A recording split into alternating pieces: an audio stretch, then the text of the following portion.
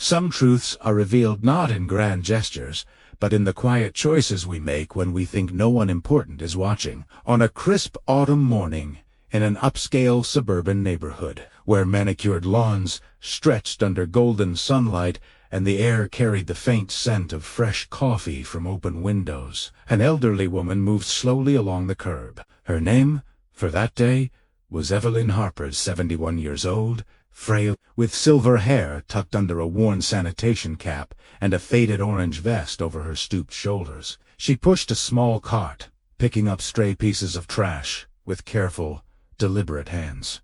She didn't speak much. She didn't expect to be spoken to. Inside that humble figure, watching everything, was billionaire entrepreneur Victor Langford.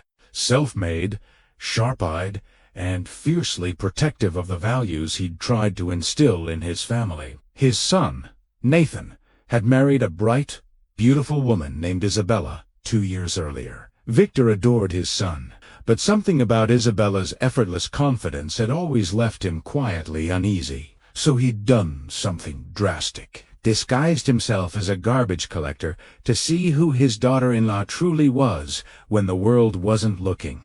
Before we continue, if you believe that character matters more than status, if you believe every person deserves respect, no matter their job, please hit that like button, share this story with someone who needs to hear it, and subscribe to Kindness Stories Global. And tell us in the comments, what are you watching from tonight? We love knowing this message is reaching hearts around the world. Evelyn Victor kept her head down as she worked near the elegant townhouses. The morning felt peaceful. Birds sang. A gentle breeze moved the leaves. Everything seemed perfect. Then laughter rang out bright, careless, and sharp. Isabella Langford stepped out of her sleek front door in a cream silk blouse and designer jeans. Phone in and chatting loudly with 2 friends who'd come for brunch. She was 29, radiant, accustomed to admiration. Life had always opened doors for her. As she walked toward her car,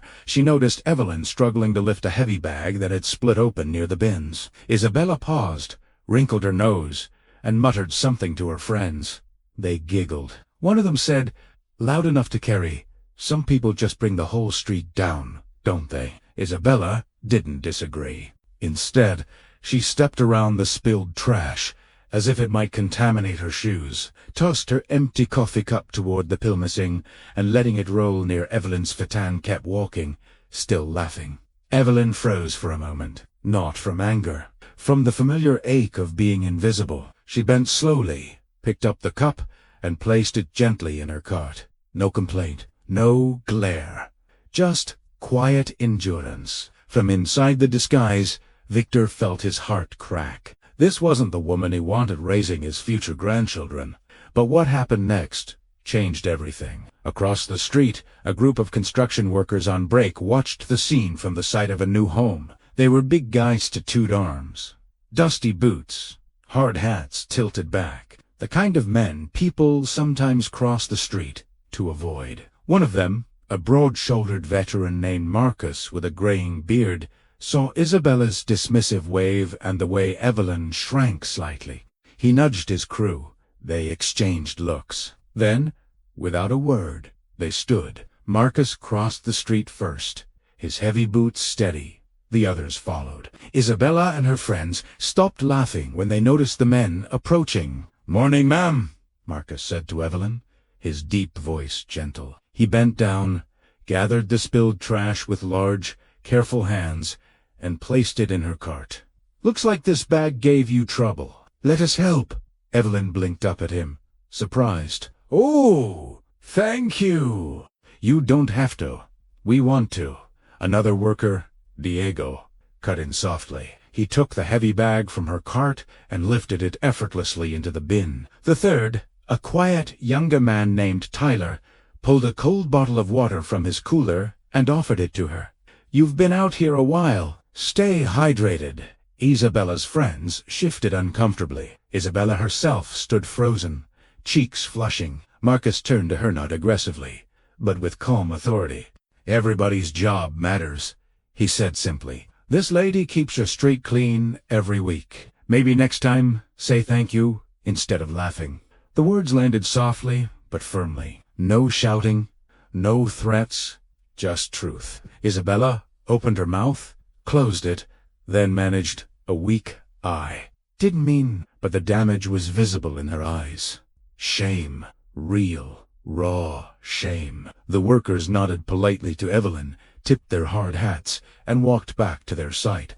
As they left, Marcus glanced back and gave Evelyn a small, warm smile. She returned it small, but genuine. Victor, inside the disguise, felt tears threaten. These strangest these men society often misjudges, had done what his own family hadn't. They'd seen her, truly seen her. An hour later, Victor shed the disguise in a quiet cafe bathroom, changed back into his tailored suit, and drove home with a heavy heart. That evening, he invited Nathan and Isabella to dinner. Isabella arrived, smiling, unaware, carrying a bottle of expensive wine. Conversation flowed lightly at first. Work, travel plans, the usual. Then Victor grew quiet. He told them about the elderly sanitation worker he'd seen that morning, how she'd been treated with casual cruelty, how strangers reflooking construction workers had stepped in with more kindness than those who lived in luxury. Isabella's smile vanished, her fork stilled. Recognition flooded her face. Victor didn't yell. He simply looked at her with deep sadness. "I needed to know who you are when no one's watching," he said quietly, "because one day you'll help shape my grandchildren's hearts." Nathan stared at his wife, stunned. Isabella's eyes filled with tears. She tried to explain, but the words tangled. For the first time in years, she felt small not from humiliation, but from understanding how small her actions had been. If this story is touching you the way it touched us, please pause right now, hit like, share this with someone who needs a reminder about respect, and subscribe to Kindness Stories Global. And in the comments, tell us honestly, what would you have done if you'd seen that moment on the street? We read every single one. Change didn't come instantly. Real growth never does. 4 days, Isabella couldn't shake the memory of Evelyn's quiet dignity and the construction worker's gentle strength. She replayed her own laughter in her mind and felt sick. Sleep was restless. Conversations with Nathan were strained, but something inside her had cracked open. One morning the following week, she returned to the same street alone. No friends, no designer armor. She wore simple jeans and carried 2 coffee cups. Evelyn was there again, sweeping slowly near the bins. Isabella's heart pounded as she approached. "Excuse me," she said softly. Evelyn looked up, wary butt-kinned. Isabella held out one of the coffees. I was here last week. I was unkind. I'm so sorry. You didn't deserve that. Thank you for everything you do." Evelyn studied her for a long moment. Then she accepted the coffee with a small nod. "Thank you, dear. We all have bad days." The grace in those words undid Isabella completely. Tears spilled down her cheeks right there on the sidewalk. That same morning, Marcus and his crew were back on site. They noticed the exchange from across the street. Marcus smiled to himself, nudged Diego, and they both gave quiet thumbs up when Isabella glanced their way, embarrassed but grateful. Over the following months, something beautiful unfolded. Isabella began volunteering with local sanitation workers, learning their names, bringing cold drinks on hot days, listening to their stories. She organized a community appreciation breakfast for essential workers, and every time she saw Marcus or his crew around town, she waved with genuine warmth. They always waved back. Victor watched, silently, sighing little. He didn't need to. The change was real. One spring morning, months later, Evelyn, Victor in disguise, one final time returned to the street. Isabella was there, helping load bins alongside the regular crew, laughing with them, sleeves rolled up, no trace of the old indifference. When she spotted Evelyn, her face lit up. She ran over, hugged the elderly woman gently, and whispered, "Thank you for teaching me what matters most." Victor, beneath the makeup and humble clothes, felt tears roll down his own cheeks. This time, he hugged her back and, in Evelyn's soft voice, said, You learned it yourself, sweetheart. You just needed a reminder.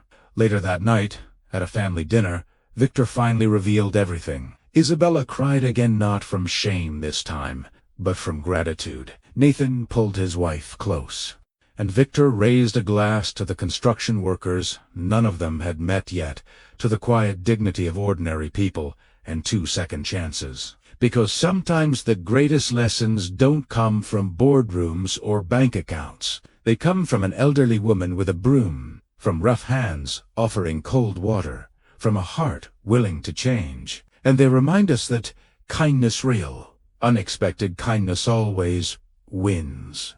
If this story moved you, if it made you want to be better tomorrow than you were today, please hit like right now. Share this video with someone who needs hope. And subscribe to Kindness Stories Global. We are building a community that chooses kindness every single day. And in the comments, tell us, what's one small act of respect you're going to do this week for someone the world often overlooks? Your answer might inspire a stranger halfway across the globe.